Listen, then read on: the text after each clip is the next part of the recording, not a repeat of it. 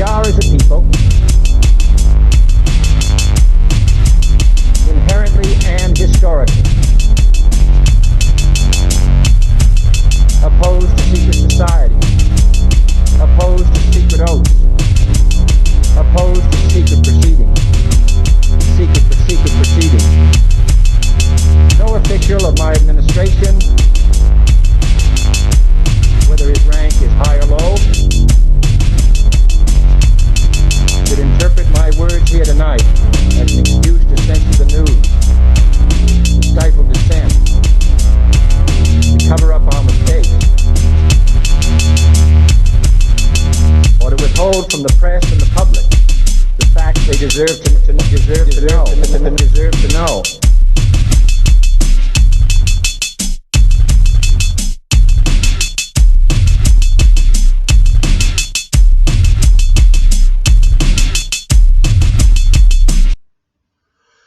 Welcome to Conspiracy Corner Podcast, everyone. This is Abe, your host. It is 9:24 a.m. I believe it's the 9th. It might be the 10th. July 10th, Saturday. Had some energy in me, so I felt like doing another podcast today. I had someone suggest to me one time in the comments, and it didn't make me mad or anything, but at the time I was working a lot of doubles and all that stuff, trying to stack chips, and honestly, with the way these cars are acting, I might have to start working doubles again. But they had said, oh, you should schedule a Facebook Live or a Twitch stream or something.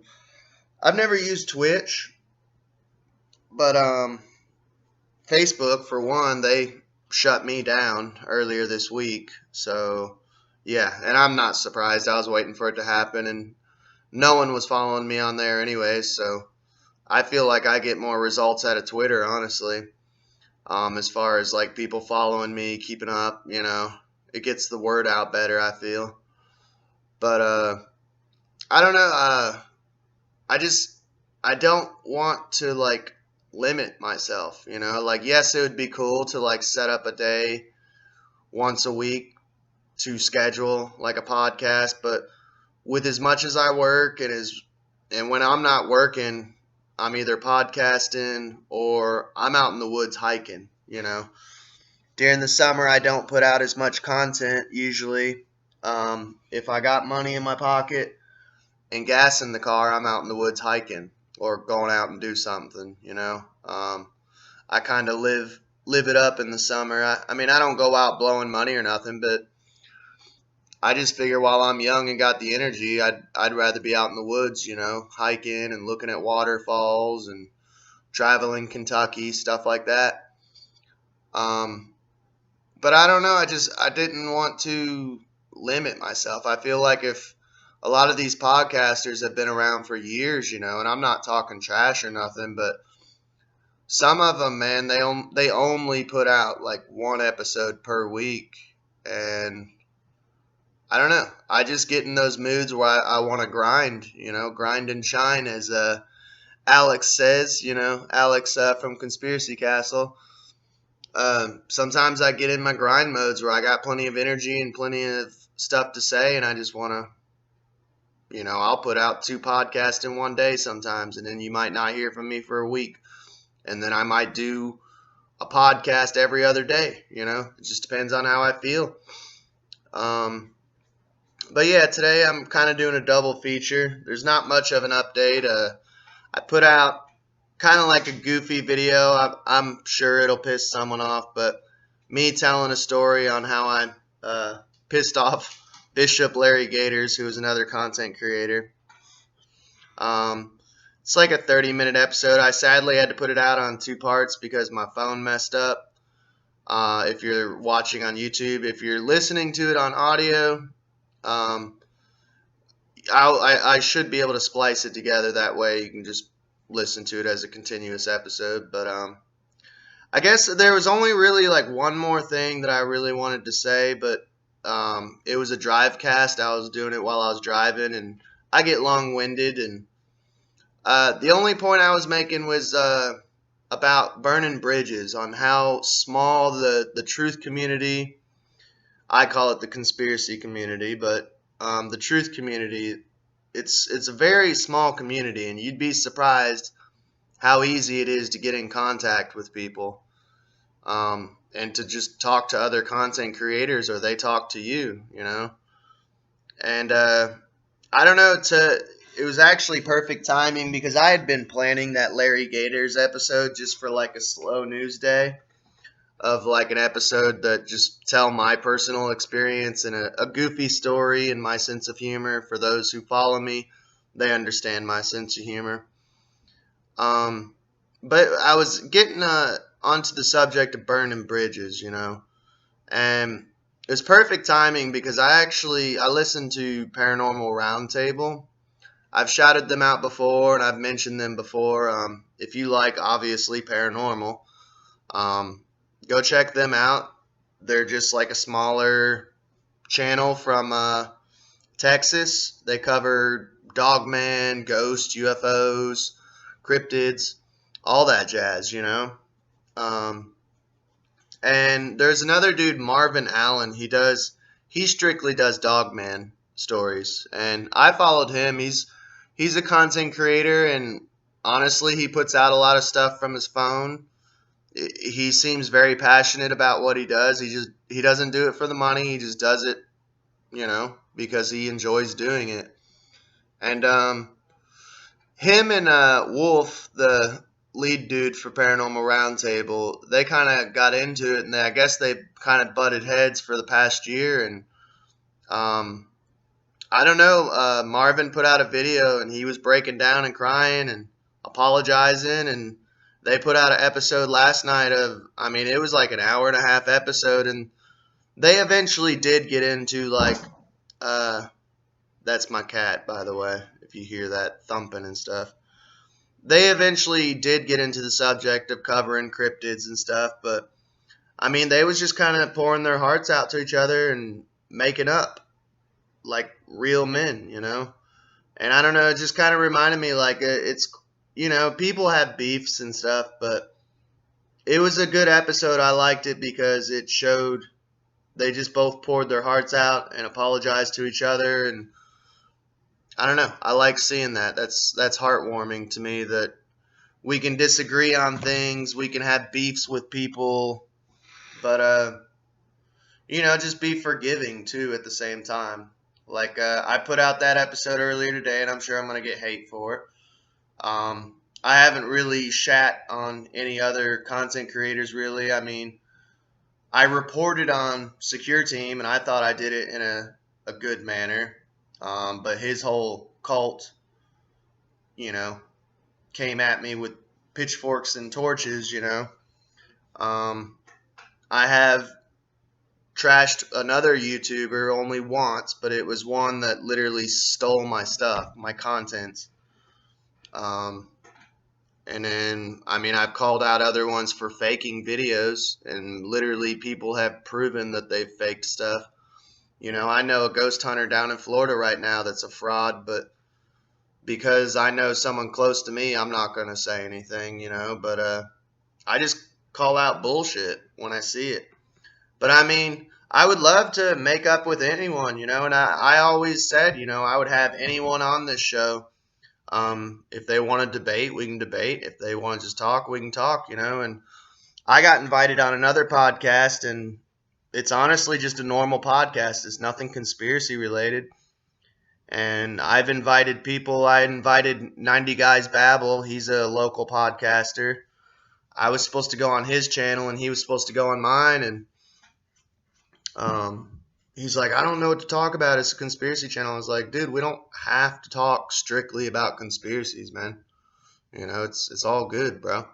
Like, he's religious. I was like, and he's had angelic, you know, experiences and stuff. And I was like, dude, I did an episode on angels. So, like, we can talk about angels, bro. We can talk about, I don't know, speaking in tongues or feeling the Holy Spirit, whatever, bro. We'll talk about whatever, dude. We talk about spirituality and all that jazz, or we can just bullshit and talk about just life, you know.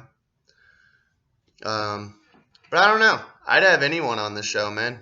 As crazy as it sounds, I've had offers of like people like he was telling me. It was actually the same dude, 90 Guys Babble. I was telling him that I was trying to get this chick on the show who she believed that she had Jeffrey Dahmer's ghost in her apartment, and I was like, man, I've got to get her on the show, but I can't remember how to get in touch with her or what video it was she was commenting on. I'll have to find it, but he's like, you would have her on the show? I'm like, yeah, why not, dude? The crazier, the better. Like, I would have anyone on the show, you know? That's just me, though. Because I know some people, they vet people, and they're like, oh, I don't trust this guy, or this guy seems crazy, or this guy seems off, and it's like, obviously you wouldn't make fun of someone if they're, that they lost their marbles or something, but I would have anyone on the show. To me, like, some of the funnest episodes of listening to Art Bell or Tinfoil Hat was like the wacky people who you could tell they weren't all there. To me, that's just fun. Like every episode should feel and be different. But sorry I got a little bit long-winded. I just still had more to say, but the last podcast was cut a little short. Today we're covering Hunter Biden and his little art exhibit that he had. And apparently this is older news, but it for some reason just flew under my radar the other day. And yes, it's a little bit gossipy, but I have no problem gossiping about the swamp scum in DC, the deep state. I have no problem shitting on the deep state. But and there's a reason why we're going to cover this. You might be like, well, why are we covering Hunter Biden's art exhibit and him being a painter? Because there's a rabbit hole to it. And I never put two and two together until a couple years ago. And I'll kind of link it in and we'll talk about it. I got a little article I'm going to share, and then we'll talk about what I think about it. And yeah, I think there's something more than just art going on. But we'll get on with the show. All right. All right. I'm going to make some of you mad. I've already made you mad once this morning. I can't help but play devil's advocate. I'm an artist myself. I paint abstract art. I actually made a video of all my paintings. If you want to check it out, I'll leave it in the credits if you're watching on YouTube. You can click on it. I put some Gorillaz music behind it, and just it's a slideshow of my different paintings and mosaics and stuff. So I can't help but, if you wouldn't know it's Hunter Biden, it's actually not bad art if you like abstract stuff, But I mean, I've said the same thing about Hitler. I could show you a painting that Hitler did, and if you didn't know it was Hitler, you'd be like, that's not bad. That looks pretty good. That's pretty. Who did that? Hitler. I ain't gonna lie, I could see me like hanging this up, like at least one of them, like printing it off and hanging it up on the wall, because there ain't no way I'd pay as much as he was charging, just for like a conversation piece. But it's not bad looking. I mean, that, and I kind of like drug art. People like Salvador Dali, like people who are on drugs, or Ralph Steadman, and painting and stuff, because it looks wicked, a lot of it. I also like people with mental disorders, like schizophrenic art. If you've ever seen any of that, it's pretty dope looking. But I got a little article to share, and then I'll kind of give my 2 cents of what I think's going on. This is New York Times. There's a new artist in town. The name is Biden. Hunter Biden, his name forever linked to President Trump's impeachment, says painting is literally keeping me sane, quote unquote, after years of addiction and poor choices. This wasn't too long ago, February 28th, 2020, so it's January, February, March, April, May, June. Yeah, it's several months ago, but for some reason it just slipped into my radar. But still, oh, you know why? because this is an article about him painting, but he just had he had an art exhibit here recently. That's why it slipped under my radar. So it's not too much old news. Los Angeles, dressed in Oxford boots, jeans, and a long-sleeved t-shirt, Hunter Biden ushered a reporter down a stone walkway into a pool house turned art studio in Hollywood Hills. It was filled with colorful works of decorative abstraction, psychedelic florals, and ethereal patterns that look like nature viewed through a microscope. Leaning toward the surreal, there were nearly 100 of them, all by his own hand. Some were signed R.H. Biden for Robert Hunter Biden. I didn't know his first name was Robert. How dare you take a Kennedy's name? The 50-year-old son of the former vice president. Actually, though, for 50 years old and an ex-crack cocaine user, he doesn't look that bad. I mean, he's got fake teeth because it's all jacked up, but he really don't look too bad for 50 and an ex-crackhead.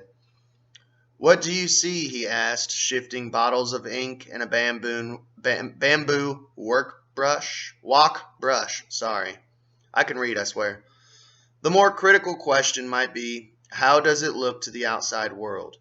For an unknown artist, his name is very well known for all the wrong reasons. President Trump's request for foreign help to investigate Mr. Biden's role with a Ukrainian gas company, Burisma, set the president's impeachment in motion.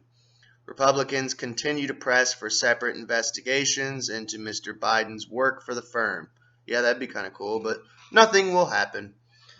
Democrats worry that his curious overseas dealings could pose a threat to his father's presidential campaign, should he rally back to front-runner status in the March primaries. Why, it doesn't matter anyways. Seems like everything's rigged. Sorry. Hunter Biden was not certain what the world might say of his new pursuit, but he maintained he was serious. He said he had made a lot of mistakes in his life. He has spoken openly about his history of drug addiction and Parmesan use. Sorry, I had to. But becoming an artist, he said, wasn't an impulsive decision. Painting is literally keeping me sane, he said. For years, I wouldn't call myself an artist. Now I feel comfortable saying it. See, I don't know, when I paint, sometimes I like to feel insane while painting. Some of the best shit I made was feeling crazy. As an undiscovered artist, he is better situated than most, living in a rented 2,000 square foot house in the Hollywood Hills of Mulholland Drive with a Porsche Panamera in the driveway. See, that tells you it's an expensive car if I've never even heard of it. Plenty of natural light and a pool house he has transformed into an art studio. You know he'd be skinny dipping in that thing. He likes running around naked. From the edge of the sloping property, it was leased for $12,000 a month. God damn, son. I paid $550. Starting last June 15th, according to the homeowner, he has a view onto the San Fernando Valley below, Burbank, and Universal Studios to the east. Universal Studios is awesome. I went there as a kid. The 405 freeway to the west. So that red barn, he pointed at a farmhouse perched on the mountaintop. It belongs to the artist David Hockney. I have no idea who that is. He said, then focused on the 4 red-tailed hawks rising in on pockets of hot air, a technique called thermal soaring. Look at that, he said, craning his neck. I see them every day. I love watching this. By the way, this is New York Times, so of course they're going to make it all cute and sweet. And oh, it's raining. Hang on just a second. Let me open the door right next to it. Hopefully you can hear it.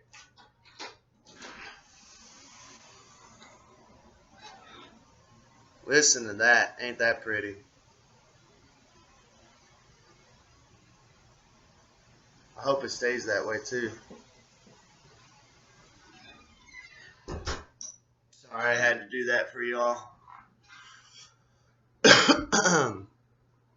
In early mornings, he paints in silence in a studio with a TV that does not get cable news. At midday, I have a rough idea of a finished product. I take a break and blast country music. Ooh, gross. I like Johnny Cash, though, but that's about it. Johnny Cash, Willie Nelson, Jerry Lee Lewis, if you can count that as country, but that's about it. Right now, a lot of Sturgill Simpson, Sound and Fury, blah, blah, blah. I could care less about country music. Sorry if you're a country fan, man. After the break, he goes back to work, always drawing from memory, never models. Buried in layers of ink were twisting faces and organs. That's not creepy at all. Organs? Really, bro? That's like some pizza fence stuff, man. Warm yellows to melancholy blues and angry reds, morphing shapes within shapes. He said it can take 14 layers of alcohol ink for the material to adhere to nearly indestructible Japanese Yupo paper he uses as his canvases. He blows the ink with a metal straw. Ha ha!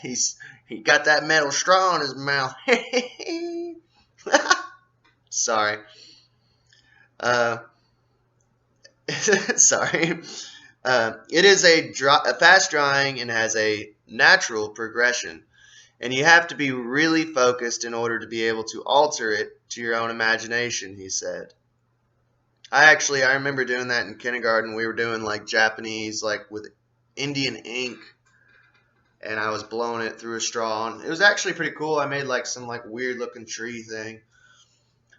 Some of his images looked eerily reminiscent of the artist and his father, but the suggestion was rejected.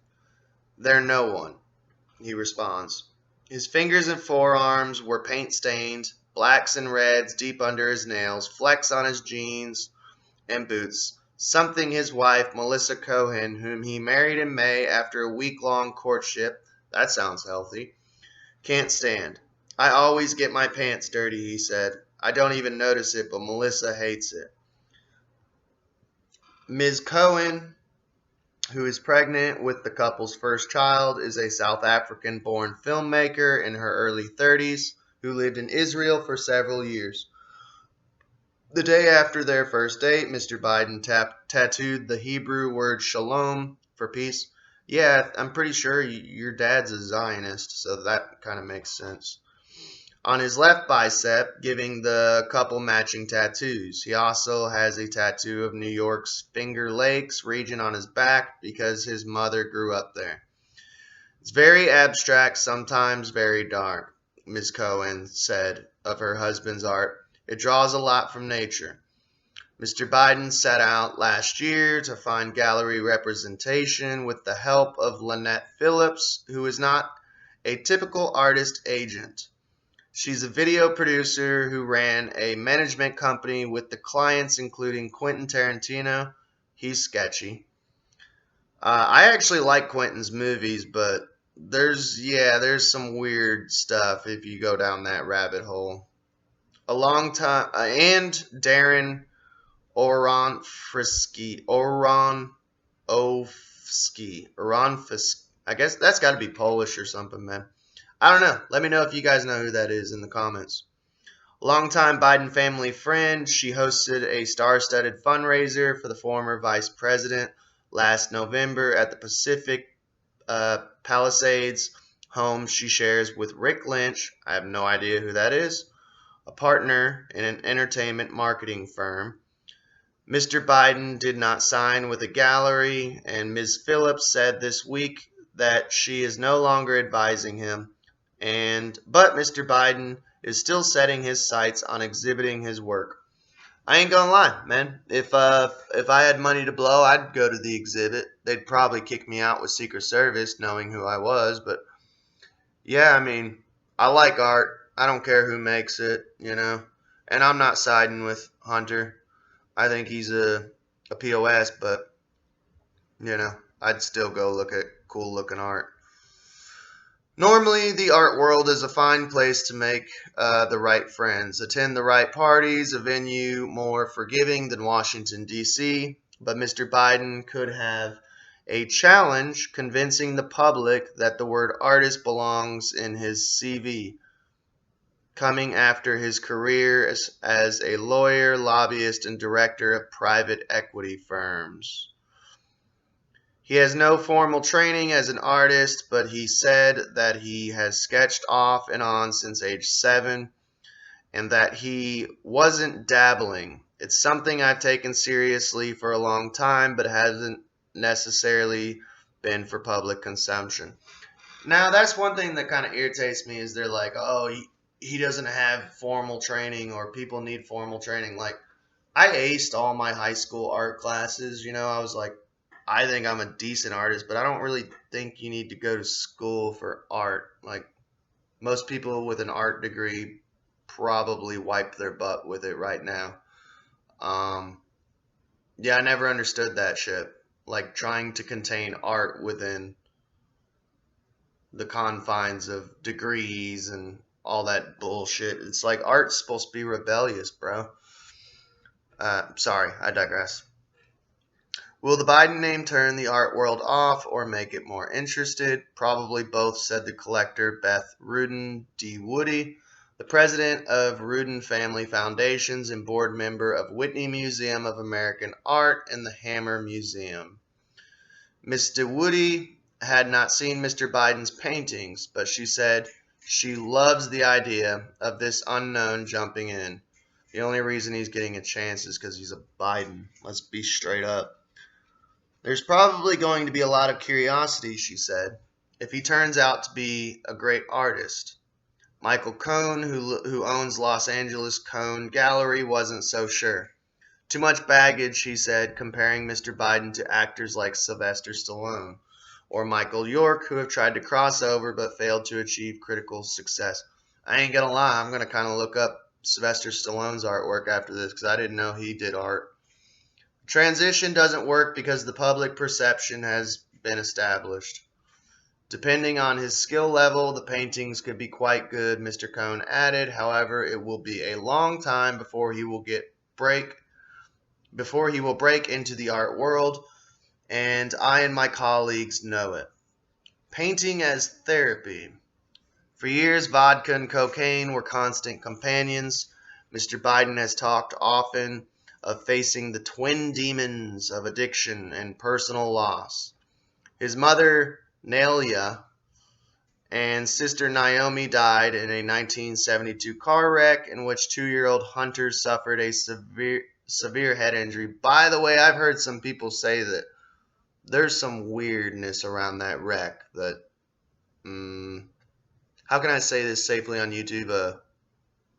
Perhaps like an inside job, maybe. Later, as he looked to escape temptations, the painting became therapeutic, he said. So did writing poems and short stories. He was accepted into Syracuse University's creative writing program in 1993, but chose law school. Recently, he said, he has been writing letters to his deceased brother, Bo, who succumbed to brain cancer in 2015, a loss that sent Mr. Biden off on a 4-year nightmare. I was addicted to crack for 4 years, he said. I went through a really long period of addiction, and I was at a point where I didn't read, write, think. I don't do things halfway. That can be a problem. Mr. Biden moved to Los Angeles in early 2018 after his divorce from Kathleen Buhle. It's B-U-H-L-E, Boulay, with whom he has 3 children, was finalized. He had also ended a relationship with his brother Bo's widow, Haley. Oh, that's so bad, dude. That's so sketchy, man. I know people who've went through brothers and all that shit, and I'm like, I don't understand how the fuck you do that weird shit. That's dude, if there ain't no way I would take my brother's sloppy seconds, man. Knowing that they've swapped spit and fluids downstairs, that's so gross, man. That is so fucking gross to me. I'm sorry, and I try not to kink shame or whatever, but I've never been able to wrap my head around that. This past November, a paternity suite revealed he was the father of a toddler. He had met the child's mother in Washington. On Wednesday, a judge ordered Mr. Biden to come to Arkansas, where the mother lives, for a March deposition. The mother's lawyer said that, among other things, he wanted to know whether Mr. Biden was making money from his art. Of course. But I don't know if it's for the art. And that's what we're going to get into. Mr. Biden's lawyer said his client could be available in April, but the judge, noting that Mr. Biden reported in court filings that he was unemployed, said, "I haven't heard any good, because why he cannot make this a priority." There has been no proof of any wrongdoing by Mr. Biden related to his business dealings with Ukraine. Yeah, I'm sure about that, New York Times. He declined to answer questions about them, although in an October interview with ABC News, he admitted to poor judgment in accepting the role with Burisma, the Ukrainian energy company, in 2014, around the same time his father, as vice president, was leading the Obama administration's efforts to root out corruption in the Ukrainian energy industry. Mr. Biden, who was reportedly paid $50,000 a month by Burisma, remained on the board until April 2019 when his term expired. In 2015, he began working for a Romanian oligarch, Gabriel Popovici, who was I'm proud of myself. I got to pat my back on that one. Popovici. Gabriel Popovici, who was facing corrupt charges this fall. He stepped down from the board of a Chinese firm, stating he would not work for or with any other foreign-owned companies, if his father became president. Yeah, I'm sure. Beijing Biden. But perception rules. Even if no laws were broken by him, Mr. Biden has made questionable choices. Gee, you think? At his studio, Mr. Biden talked about his work while puffing on an e-cigarette and staring into the distance.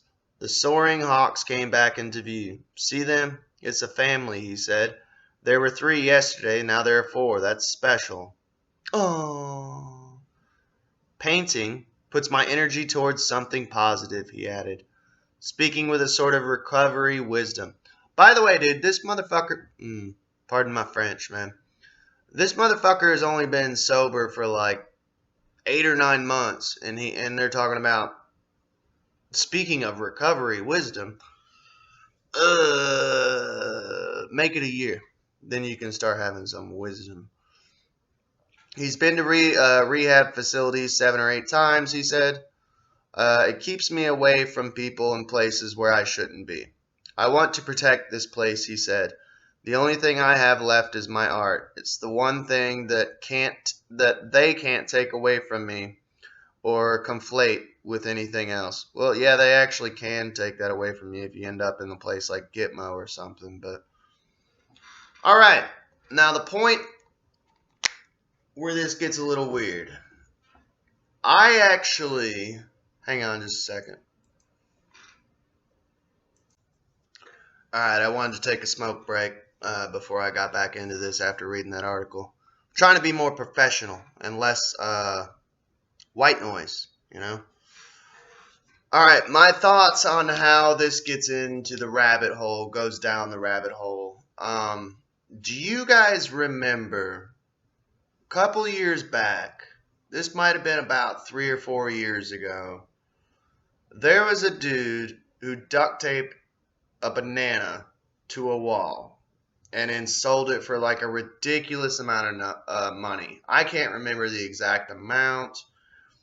I just remember it was like all over the news because it was a ridiculous story. And then this guy paid for it and like took the banana off the wall and ate it, and everyone was like freaking out, you know. And he said, "Well, I bought a piece of art and now I'm doing performance art," you know. And I know that art can be silly and go to those extreme, just frivolous silliness, you know, nonsense. But somebody in a comment section of like the video, when I was telling my wife about it, He said all art is money laundering. And I'm not saying it is for the censorship of YouTube or whoever. But I literally was just like mind blown. I was like, because I don't know. I mean, I used to be a sketchy dude. I was a punk rock singer. You know, I've committed crimes and used to play around with drugs. I've never played with crack, heroin, or meth. You know, I was too classy of a broad for that. But I had my fun and I did some sketchy shit. And I'm not a perfect person. But I was like, if I did any crimes, it was low-level shit. It wasn't like high-level mafia-style shit. So I never even thought of that, like money laundering, using art for money laundering. Or say you want to exchange a large amount of money for maybe trafficking or drug deal or anything, man, selling something. You know, you could, like, say I'm the dealer, you could quote unquote buy a piece of art for thousands of dollars, and where it's art, it's quote unquote worth it. You know what I'm saying? And that's what's going around. That's what I'm hearing, is that a lot of people think it's real weird. It's art is the perfect way to move a bunch of money on paper without it really being investigated, because it's art. And I don't know, like, I was watching this Pizza Fence documentary. It was talking about Elefantes, which is an anagram for something. If you catch my drift, you could switch the letters around. I'll show you that trick one day, maybe. But he had like a pass during the Obama administration that like he could just like go to the White House whenever the fuck he wanted, and all like apparently just drop off artwork, like crates of art, and it wouldn't get searched by embassies or